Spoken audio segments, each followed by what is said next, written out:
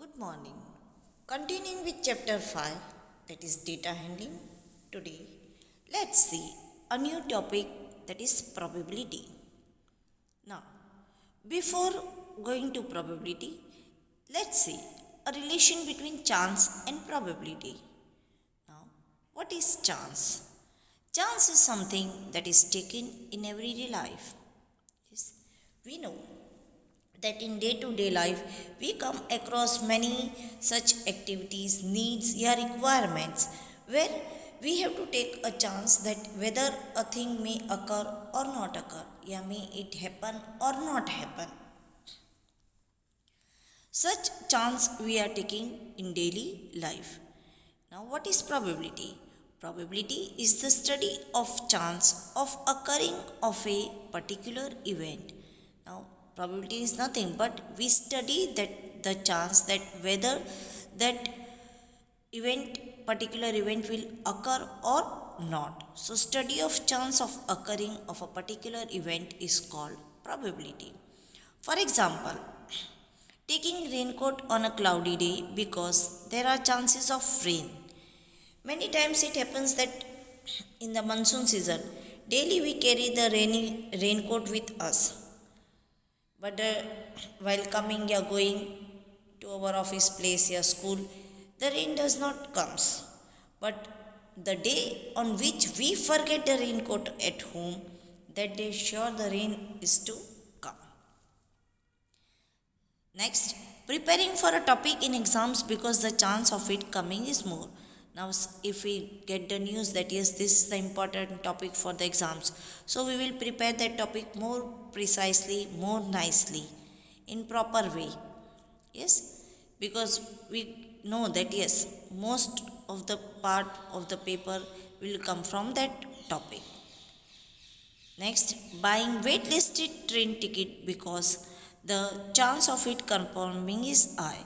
Sometimes we take that yes, though the train ticket which we have to buy is in waiting list, we'll buy that because we will think, come on, maybe that it may be confirmed and we will be having a ticket nicely.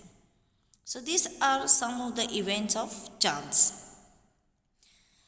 Now, probability of occurrence of an event is defined as ratio of favorable outcomes to the total outcomes. So, to find the probability, yes, to find the probability, we write probability of any event as PE. Probability of the event is equal to yes, favorable outcomes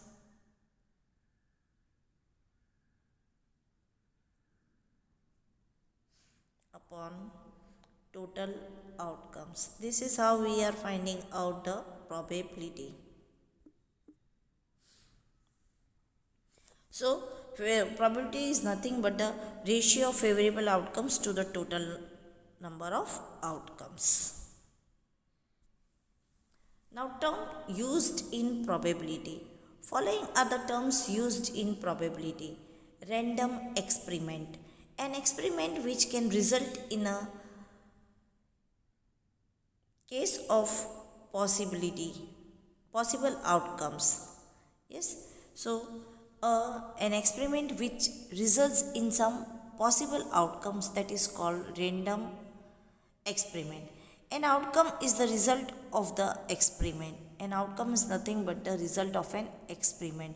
For example, bowler bowling a ball in cricket, it can result in batsman hitting it, wicket, no ball, wide ball, etc. Yes, for example, it is given that if a bowler is bowling a ball, it may happen that a batsman may hit it as a 6-yard boundary. It may happen that ball may take the wicket of the batsman. Yeah, that ball is a no ball or a wide ball. Or for many examples are that suppose if you are tossing a coin, you may get a head or a tail. Or if you are throwing a dice, we know that a die has 6 numbers on it. So it may be possible that you may get either one number, two number, three number, five numbers, yeah, six number. So these are all the outcomes of the experiment. Next is event. Each outcome of an event or a collection of outcomes make an event. Yes. So all the collection of the outcomes make an event. Example, tossing of coin results in getting a head, which is an event. Getting a tail is also an event. As I say that when we toss a coin, the result is either you may get a head or a tail. Whatever you get, that is the nothing but an event. Next, equally likely outcomes. When the probability of all the outcomes in the random experiment is almost equal, we call it as equally likely outcomes. Yes, it may happen that some events are such that where the outcomes are 50-50. Such an events are called equally likely outcomes. Examples, tossing of coin, it can either result in head or tail. So the two outcomes are equally likely. Yes, when we toss a coin, as it has two sides only, a tail and a head, so we may either get a tail, either we may get a head. So getting of head or tail is a equally likely outcome.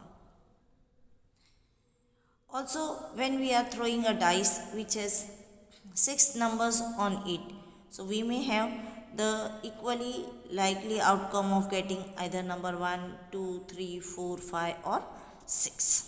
These are the examples of equally likely outcomes. Next, linking chances to probability. Now, how we are connecting the chance to probability? Chances can be converted to probability by finding the chance of occurring of an event against all the possible outcomes. Yes, how we are connecting the chance with the probability? That is, we are finding out probability, that is, we are studying the chance of outcomes of the given event, that it will occur or not. Now, how we are finding? That is, we are finding the ratio of favorable outcomes to the total outcomes. So, we are connecting in this way and finding out the probability. Suppose the experiment is tossing of a coin. Yes. Now, the outcome is we are getting tail. So total possible outcomes are 2, because either we can get head or tail. So total outcomes are 2, but we are getting tail. So the probability of getting a tail is 1 upon 2. Similarly, tossing of a coin, and if we get a head, yes, again total outcomes are 2, that is head or tail, when the probability of head is 1 upon 2. Then rolling a dice, when we are throwing a dice, the outcome is number 1. Now there are total outcomes 6, because there are 6 numbers on a dice. So the probability of getting a number 1 is 1 upon 6. Similarly, while rolling a dice, if the outcome is number 3, total outcomes we know that rolling of a dice is 6, so the probability will be 1 upon 6.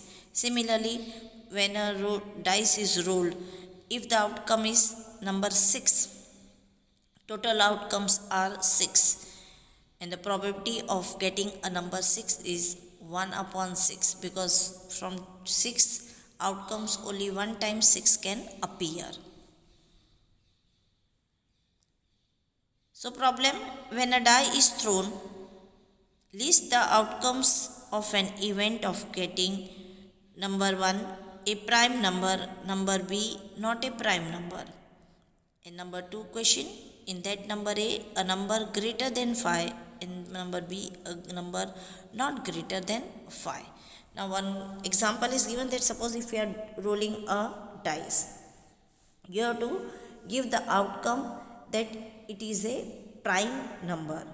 Now from numbers 1 to 6 which are present on the dice, we know there are three prime numbers. So there will be, the outcomes are 3, that is 2, 3 and 5.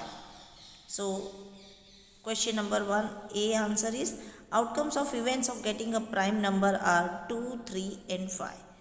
And not a prime number, that is outcome of event of getting a not a prime number are 1, 4 and 6. So there are three numbers which are prime from 1 to 6 and three numbers which are not prime from 1 to 6. Similarly, a number greater than 5. Now, on the dice, there is only one number which is greater than 5, that is 6. So, the outcome is number 6.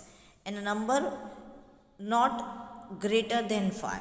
So, not greater than 5, that is, we will get number 1, 2, 3, 4, and 5. These 5 numbers are not greater than 5. So, the outcomes of number not greater than 5 are 5.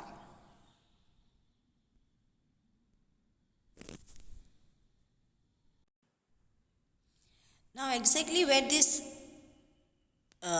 probability is used practically. So, in practical use of probability, it is done in the exit polls, that is during elections. Here, a few voters are asked whom they vote for, and then a probability is predicted to know which party is winning. We know during elections, when news are coming on the TVs, many times we have seen that as soon as the voting is going on, the reporter will ask all the voters that whom they have voted and what they think that who win. On the basis of that, it is predicted which party will win. Another usage is meteorological department. Based on wind, clouds, heat, etc., they form a probability for every day's weather. Yes, daily we have seen that weather news are coming. Yes, today there will be a cloudy day, the sun will be very bright, in this way. So on basis of wind, clouds and heat, etc., the meteorological department gives everyday weather's probability. Now, the probability of an outcome is represented by a number between 0 and 1. Now, the probability of any event, any outcome, is represented by a number between 0 and 1. Probability will never be less than 0, more than 1. It will be from 0 to 1. For an impossible event, probability is 0. And for a certain event, the probability is 1. Means for an impossible event, that is, suppose today it is Tuesday, then we know that tomorrow it will come Wednesday only. We cannot say yes, tomorrow it will be Thursday. Yeah, tomorrow it will be Sunday. We know that it is impossible that tomorrow it will be Thursday, Sunday. Compulsory tomorrow we know it is only Wednesday. So this such impossible event probability is always taken as 0. And for a certain event, certain means that event is to happen. We know that sun rises in the east and sets in the west. This event is certain. So probability of such certain events is always 1.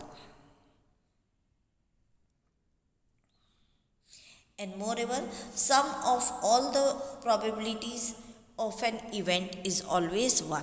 Means suppose if any event is going to happen, that if we are giving an exam, and in exam of 25 marks, yes, we know that sometimes it may happen that we out of 25 we get 20 marks and 5 marks we lose in giving wrong answers.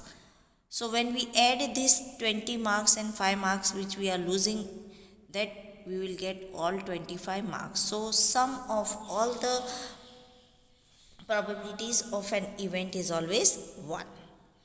Now let's solve exercise 5.3 based on probability. So question number 1. List the outcomes you can see in this experiment. Now two experiments are given and you have to list what are the outcomes. The first experiment is a spinning a wheel. Now you can see a wheel on which there are alphabets present. You have to say what are the outcomes of this spinning wheel. So for solution, for answer of question number 1, there are 4 letters A, B, C and D in a spinning wheel. So there are 4 outcomes. As we can see that a spinning wheel, on a spinning wheel there are 4 alphabets present. So there are 4 outcomes. Number B, tossing 2 coins together. Now the next experiment is given that if we are tossing 2 coins together, we know that one coin we are having head and tail. So another coin also head and tail. So the answer is when 2 coins are tossed together, there are 4 possible outcomes. That is head, head. That is first coin head, second coin head. Then head, tail. First coin head, second coin tail. Then tail, head. First coin tail, second coin head and tail, tail. Both the coin are having tail, tail. Here HT means head on first coin and tail on second coin and so on. So whatever is present first, that is for first coin, and for second as for second coin. So total 4 outcomes are there when 2 coins are tossed together. Question number 2. When a die is thrown, list the outcomes of an event of getting a prime number, not a prime number, a number greater than 5, a number not greater than 5. This example before only I have solved, then also once again. Yes, we know that a die has 6 numbers present on it. So when we are throwing a die or rolling a die, what is the outcomes of getting a prime number? So from 1 to 6 we are having 3 prime numbers, that is number 2, number 3 and number 5. So outcomes of event of getting a prime number are 2, 3 and 5. Now not a prime number. Again outcomes of event of not getting a prime number are 1, 4 and 6, because these 3 are not prime numbers. A number greater than 5. We know only one number is greater than 5 on a die. So outcomes of event of getting a number greater than 5 is 6. And a number not greater than 5. So outcome of event of not getting a number greater than 5 are 1, 2, 3, 4 and 5. Next question. Question number 3. Find the probability of the pointer stopping on D in question 1A. Yes. Number B. Probability of getting an ace from a well shuffled deck of 52 playing cards. And number C. Probability of getting a red apple. Okay. Now here we have to find probabilities in 3 different experiments.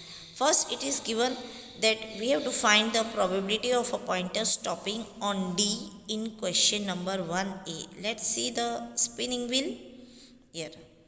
Okay. So we have to find that it should stop on D. Yes. Now here you can see that the spinning wheel are having 5 alphabets. From these 5, A is repeated 2 times, D 1 time, B 1 time and C 1 time. So the probability of getting the pointer on D is 1 upon 5, because there are total 5 alphabets mentioned on the spinning wheel. From this only 1 time D is there, will appear. So the probability is 1 upon 5. So for the answer, in a spinning wheel there are 5 pointers A, B, C, D. So there are 5 outcomes. Pointer stops at D which is one outcome. So the probability of the pointer stopping on D equal to 1 upon 5. Now probability of getting an ace from a well shuffled deck of 52 playing cards. Now when we talk about playing cards, it comes in the playing cards comes 52 number of playing cards are there in one box, one deck. Yes, from these 52 playing cards we are having 4 different shapes, 13 cards of 4 different shapes.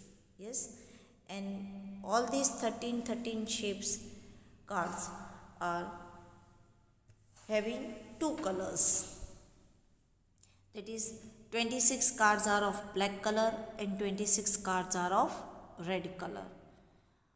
From this 26 black and 26 red, again they are divided into 13.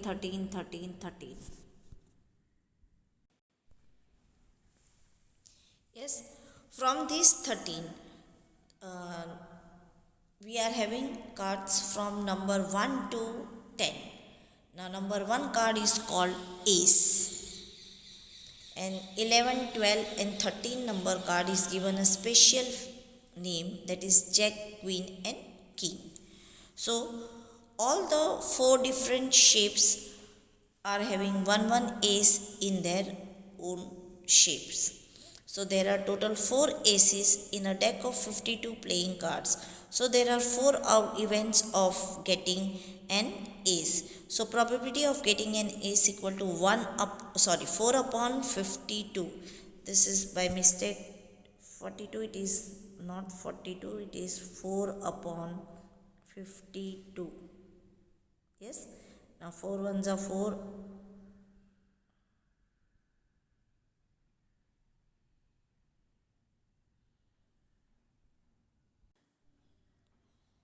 And this will get 4 13s are 52. So the answer is 1 upon 13. Yes, exactly. The probability of getting an is equal to 4 upon 52, that is equal to 1 upon 13. This is also wrong. It is 1 upon 13. Yes. So the probability of getting an ace is 4 upon 52, that is equal to 1 upon 13. As one more lecture I would like to give based specially on playing cards. That time we will learn in detail about the cards. Next, probability of getting a red apple. Now again it is been given in the figure that green and red apples are given, and you have to find out what is the probability of getting a red apple. There are total, we can see in the figure that there are total 7 apples, 1 2 3 4 5 6 and 7. From these 7 apples, how many are red? Let us check it out. 1 2 3 and 4. So total number of apples are 7, number of red apples are 4. So the probability of getting red apples equal to 4 upon 7. Next question 4. Numbers 1 to 10 are written on 10 separate slips, one number on one slip, kept in a box and mixed well. One slip is chosen from the box without looking into it. What is the probability of getting a number 6, getting a number less than 6, getting a number greater than 6 and getting a 1-digit number? Now it is given that 10 different slips with the number 1 to 10 are kept in a box, and then from that box one number is taken out at random. You have to find the probability of getting a number 6, getting number less than 6, getting number greater than 6 and getting a 1-digit number. So for answer, now for getting a number 6, now total outcomes, as there are 10 slips of 10 numbers, so outcomes of getting a number 6 from 10 separate slips is 1. Therefore, probability of getting a number 6 equal to 1 upon 10, because from number 1 to 10 there is only one sixth number, so from total 10 numbers we will get only 1 time 6. So the probability is 1 upon 10. Number 2, getting a number less than 6. That is, numbers less than 6 are 1, 2, 3, 4 and 5, which are 5.